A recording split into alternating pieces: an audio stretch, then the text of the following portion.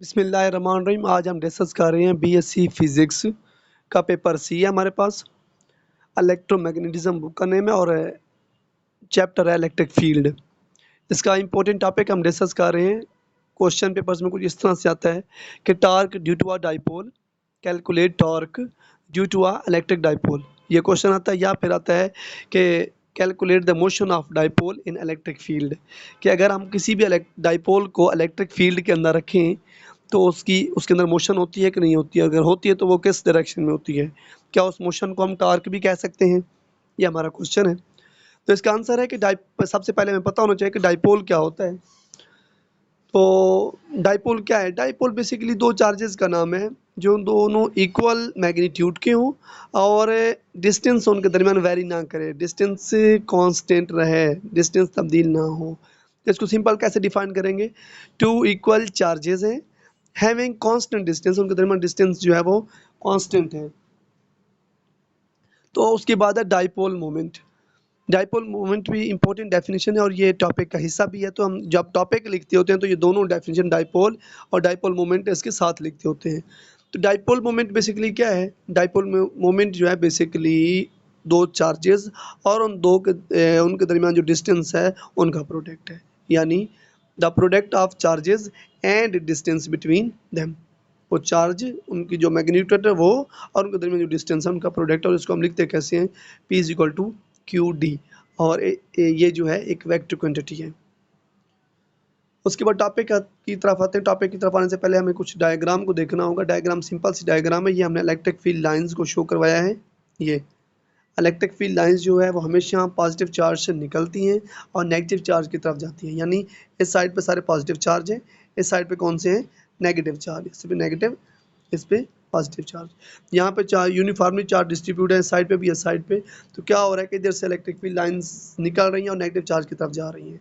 हमने क्या किया, इन दोनों के दरमियान हमने एक डाइपोल रख दिया। ये डाइपोल है, इसका पॉजिटिव चार्ज है और ये इसका नेगेटिव चार्ज है। ये एक डाइपोल है और उनके दरमियान जो डिस्टेंस है वो डी है।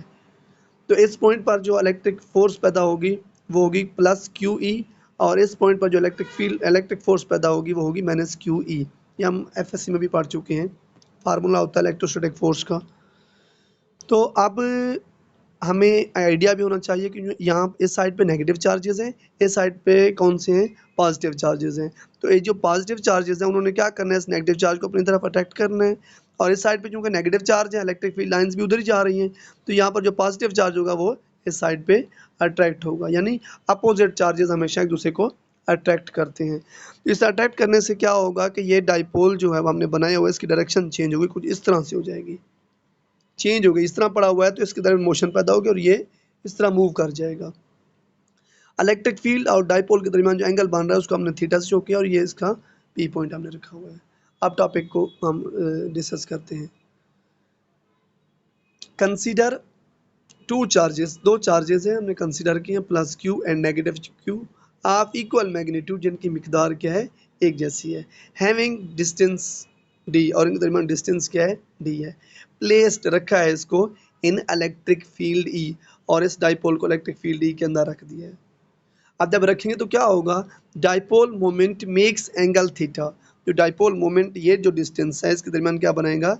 एंगल थीटा बना रहा है विद इलेक्ट्रिक फील्ड के साथ। यहाँ तक हो गया।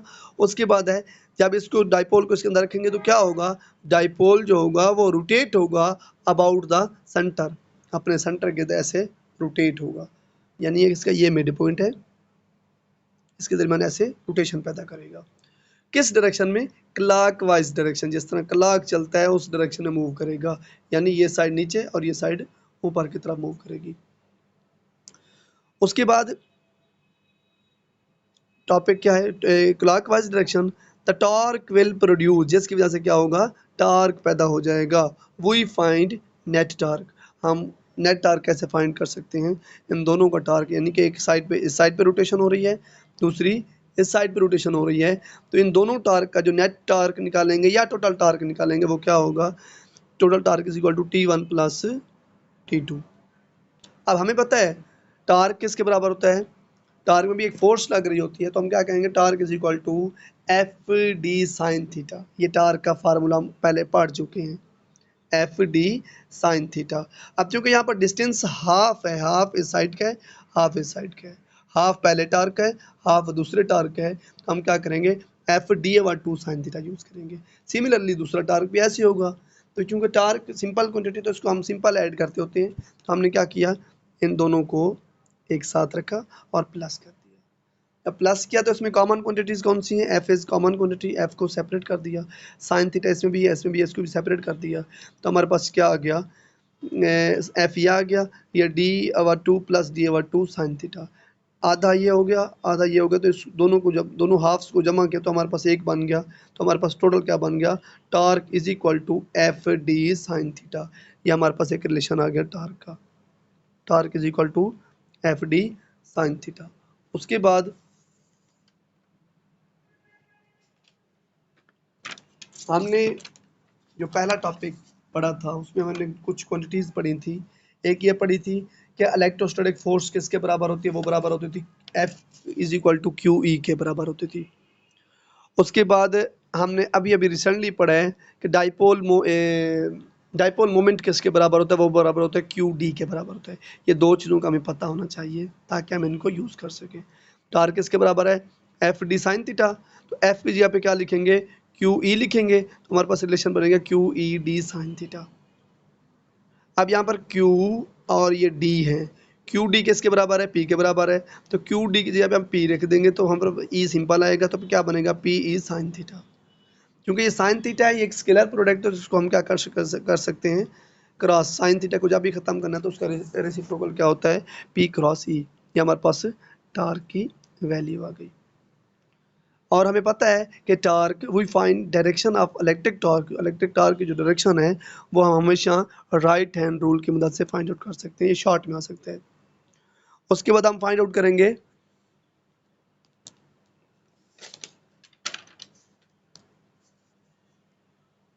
वर्क डन, फाइंड आउट करेंगे। ये हमारे पास टार्क फाइंड हो गया।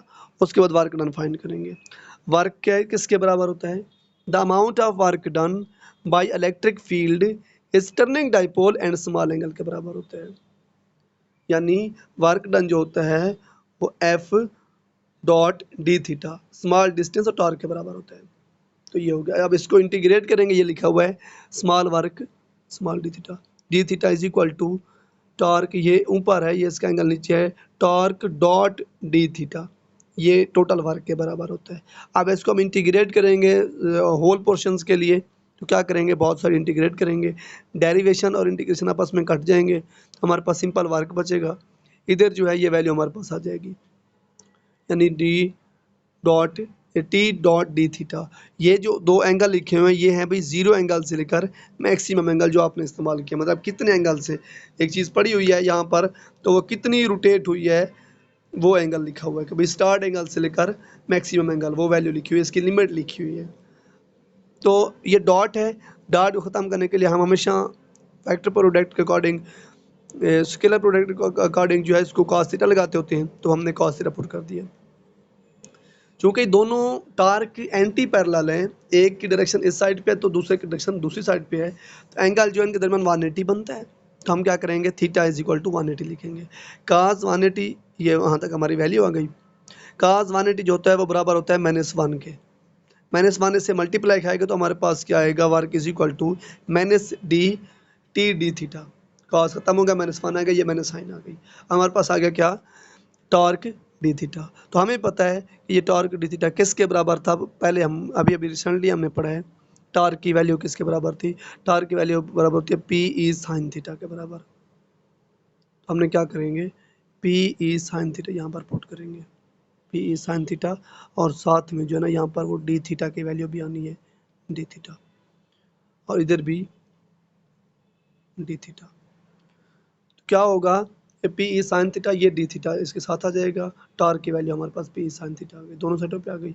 अब पी ई कॉन्स्टेंट है वो बाहर आ गया, माइनस भी बाहर आ गया, पी ई भी बाहर आ गया, साइन थीटा डी थीटा, इसको इंटीग्रेट करेंगे तो साइन थीटा का इंटीग्रेशन होता है वो होता है minus cos theta. Sine theta को इंटीग्रेट करें तो माइनस cos थीटा आता है। तो ये हमारे पास माइनस, ये माइनस है और ऑलरेडी ये माइनस था, माइनस माइनस क्या हो गया, प्लस हो गया, तो हमने वो कैंसल आउट कर दिए। तो हमारे पास सिंपल क्या गया, पी ई cos थीटा, और ये लिमिट है एंगल 0 से लेकर एंगल मैक्सिमम तक।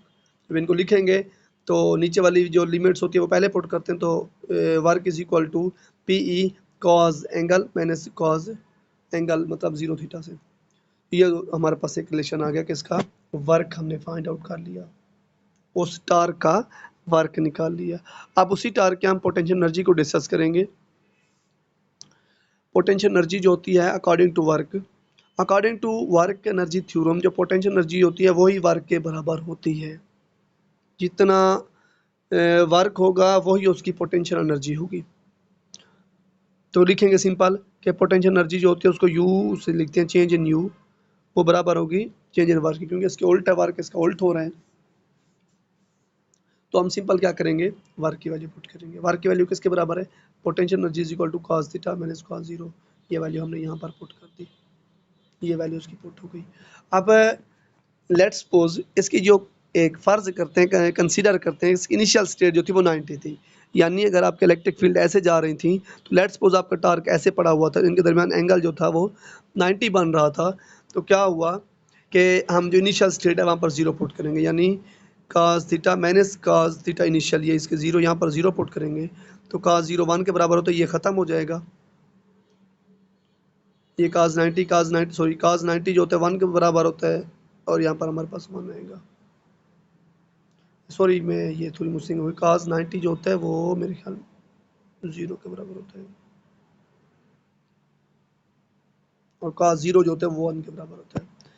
अच्छा, 0 पुट कर दिया, ये हमारे पास इक्वेशन ख़त्म हो गई। इधर से ये ख़त्म हो गई, इधर से इसका चेंज खोला था, तो पोटेंशियल एनर्जी एंगल और पोटेंशियल जो था 0 एंगल तक था, ये हमने 0 फर्ज किया था, ये और ये 0 हो गए, ख़त्म हो गया हमारे पास ये रिलेशंस, और मैंने पोटेंशियल एनर्जी बचा,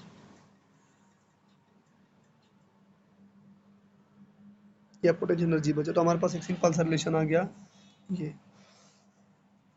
उसके बाद हमने कंसीडर किया इसकी दो स्टेट्स हैं कि हमारा पोटेंशियल एनर्जी जो होता है वो मैक्सिमम कब होता है, और पोटेंशियल एनर्जी जो होता है वो हमारा मिनिमम कब होता है। ये हमने देखना है, सिंपल सा है, ये इतना कॉम्प्लेक्स भी नहीं है। तो क्या करेंगे हम, potential energy will be minimum.